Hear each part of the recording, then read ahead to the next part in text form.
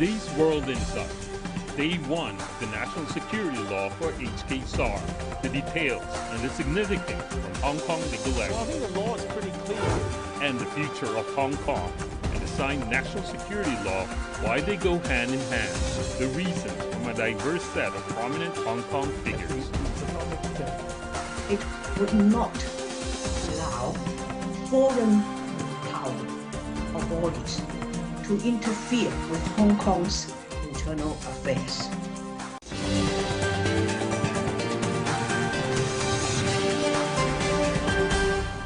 Here is our host, Tian Wei. Hello and welcome to World Insight. I'm Tian Wei in Beijing. China's top legislative body on Tuesday unanimously passed the national security law for Hong Kong. President Xi Jinping signed a presidential order to promulgate the law, which takes effect immediately. The 163 members of the Standing Committee of the National People's Congress began the second deliberation of the bill during its 20th session in Beijing from Sunday to Tuesday and adopted the law of the People's Republic of China on safeguarding national security in the Hong Kong Special Administrative Region. The meeting, which closed on Tuesday afternoon, also adopted a decision to add the law to Annex 3 of the Hong Kong SAR Basic Law. So what are the key details of the law? What does it mean to the one country, two systems? Let's hear from our panelists.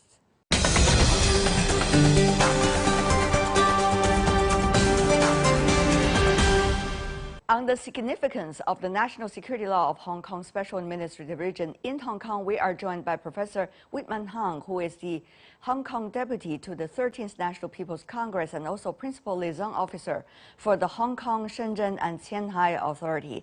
Also in Hong Kong, we have Lawrence Ma, a barrister and also Chairman of the Hong Kong Legal Exchange Foundation. Gentlemen, welcome to the program. Mr. Ma, now we understand that the law, the details of it, would not be known to the public until today. Now, before coming into the studio, I was rushing to read through some of the most important clauses in it. But how would the common people in Hong Kong know what is legal and what is not legal starting from today? Well, I think the law is pretty clear, and the phrases and clauses, as well as the sentences and the wordings there in Chinese, are pretty easy to read. So there should not be any equivocation or doubts, at least on the four major aspects of the law. I understand the law enforcement, mainly the police officers today in Hong Kong, they mainly have a purple flag in their hand on which written some of the specific areas that they want the public to know regarding this law. And whoever they consider might be breaking the law, they would show that flag to them. And if the other party would not change the behavior or the actions or the rhetorics, they might be arrested. Is that how it works, Mr. Ma? Yes, well, that's the law working in an operation ground level. The law is also about apprehending, arresting, charging, prosecuting, and putting that person to trial and subsequently sentencing that person and eventually imprison him or her in jail. So holding up a flag would be a first step in the enforcement of the law so that the potential offender or the suspect would have a knowledge that he has or committing an offense under the national security law. Mr. Ma, many have been wondering whether the people in Hong Kong will be used to this law. After all, it is a very different political system and circumstances before the law eventually being passed on June the 30th in Hong Kong. So, Mr. Ma, are you confident that people will be able to understand what is the real content of it and also be able to implement it, particularly by the majority of people in Hong Kong, Mr. Ma? Well, I think the great majority of Hong Kong residents are not terrorists. They are not subversionists. or successions, people who engage in successive or succession conduct, nor they would collaborate or collaborating with foreign powers in order to overthrow our government. Not citizens of Hong Kong are not that type of people, but they are lured or they're lured or attracted into or funded or trained to go into activities which now they are pretty accustomed to in activities that destabilize the Hong Kong government and administration. So they have to revert that activity. They have to stop that activity altogether.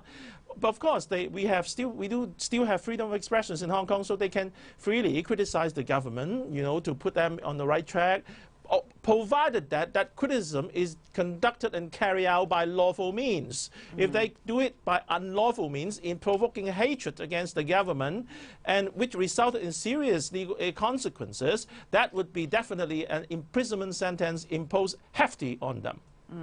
Professor Han, what do you make of the possibility of the police force being able to enforce it on the first day the law is being made public? And how will they be further, getting informed or being informed about the law so that the right actions could be taken? Professor Han.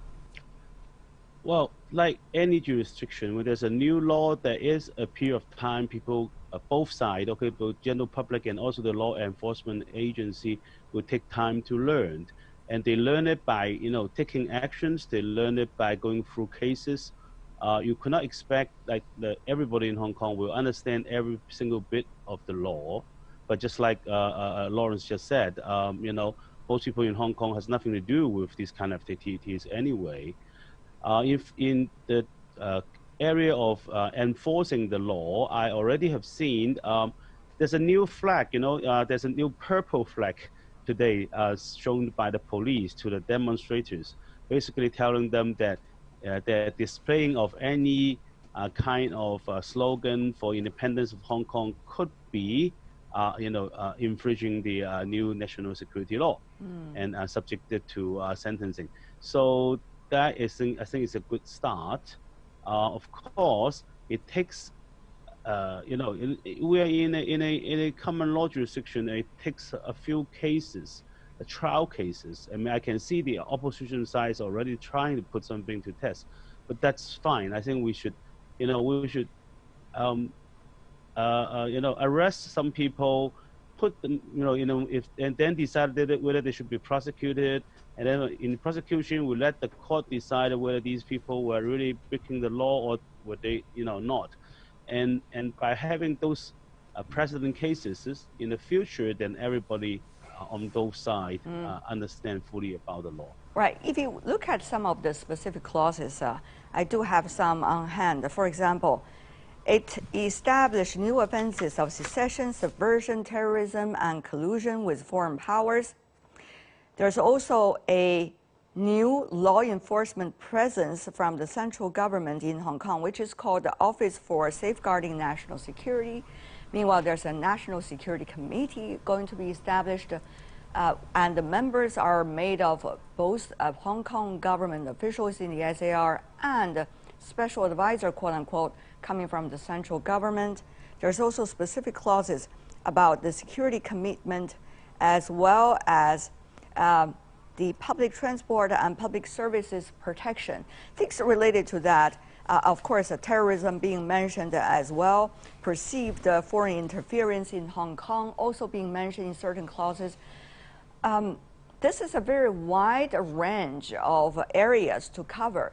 Now, what do you consider will be the most important areas from now on, particularly at the very beginning of implementing this law? Mr. Ma. Well, that's a big question. I know it is. I think I think on the ground level, as we've just seen, we have people who are still holding up Hong Kong independence flags, quote unquote, and that activity would have to be stopped. That's one aspect. And we have also another aspect on an international level where these sort of rioters and separatists are funded At that level, anyone who sort of collaborates with that foreign power, meaning some of the known political figures in the opposition, would be the target.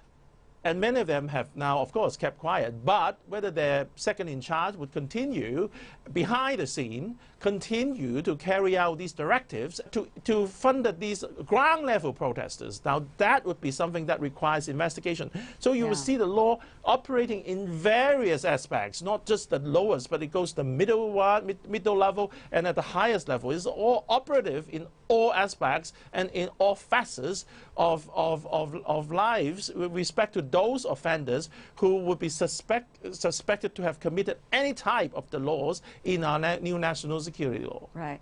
One of the things, if you look at the international press, people are paying much attention to some of the so-called leaders of the pandem groups. And we saw some of them, Professor Huang, have withdrawn or left, quote unquote, the original political movement or party as they sees it over the past few days. So what's going to happen to these people? And how is this law likely to have an impact on how they are likely to be dealt with by the police authority and also by this National Security Office being established right now? I think, first of all, I can understand why they do that, because when there's a new law, it would not rule for the actions taken before the law was official. So if they say today or yesterday and the day before yesterday saying, oh, okay, we have nothing to do with the independence of Hong Kong, we support the basic law, they kind of like, you know, break out from the original group of people that the rioters and all those people who may be subsequently, you know, subject to the punishment of the new law. So these leaders, they're very smart. They just try to distance themselves, and quite rightly so. A new law by itself cannot punish people who has been committing these crimes before the law was official. However, as you can read from the law itself and also from our common knowledge, there are other laws and regulations in Hong Kong that govern various activities in the past. And these laws also have some measures against, you know, people, things related to national security, related to government secrets and things like that. And those laws should be enforced. So, yes, these people, these leaders who are now claiming themselves, you know, away from the movement, may still be punished by other laws, but not by the new national security law. If they are breaking the law, of course, that is the condition, and also the investigation. Yeah, if they had broken the law in the past, if they had broken some of the other laws of Hong Kong. Yeah, yeah, beautifully said and very clearly said. Another question a lot of people have been asking about Hong Kong is, will Hong Kong be the same anymore after this new law comes into being? Now, we've seen Hong Kong coming back to the motherland 23 years. Over the past 23 years, there are different circumstances. From now on, it's not necessarily going to get less complicated if you look at the geopolitics, big power relations, and also some of the things that have an impact on why Hong Kong was like it was over the past few years, which also contributed to the reason why this law came into being. So anyway, so things are not necessarily going to become less complicated. So will this law be able to help us to anchor the stability? Well, I think international politics or geopolitics, it's always about foreign influences. One country tries to influence another, try to get an advantage out from the other's election, maybe to bring the regime down. The regime is not complacent.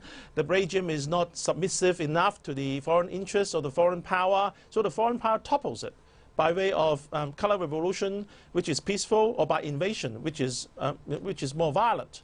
So we have international politics all since whenever there are countries in this world. So this Hong Kong new national security law would have definitely has an effect of curtailing, stopping, or minimizing, or otherwise putting an end to this endless foreign interference. Professor Huang, your reaction? Yes. Well, I think, first of all, Hong Kong will never be the same. I mean, ever since what happened last year and also what happened in the past few years, Hong Kong will never be the same. But I think the purpose is not to go back to where we were, but go to a Hong Kong that we want. Okay, with this new law, first, just like what Lawrence has said, hopefully, first of all, we will stop the foreign intervention. We'll stop the collusion with, we have seen so much money floating into the movement. I mean, I was just reading the news. There was an arrest of a final year student of Chinese University, and she had been helping money laundering of $300-something million for university students. So these kind of things can be stopped by the new law. Hopefully it can. I mean, I think it still needs to be put into execution. We see the law, we like it, we think it has been thoroughly thought through and try to cover everything, but then again, it all depends on the actual execution. Yes. And also it depends on our good prosecution and court system so that this law can be enforced, in the right way.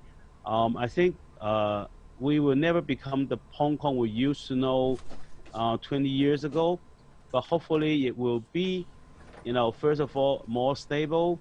Secondly, people focus more on economic instead of political. And thirdly, our government will try to solve some of the deep-rooted problems we had accumulated ever since, I think, 30 years ago.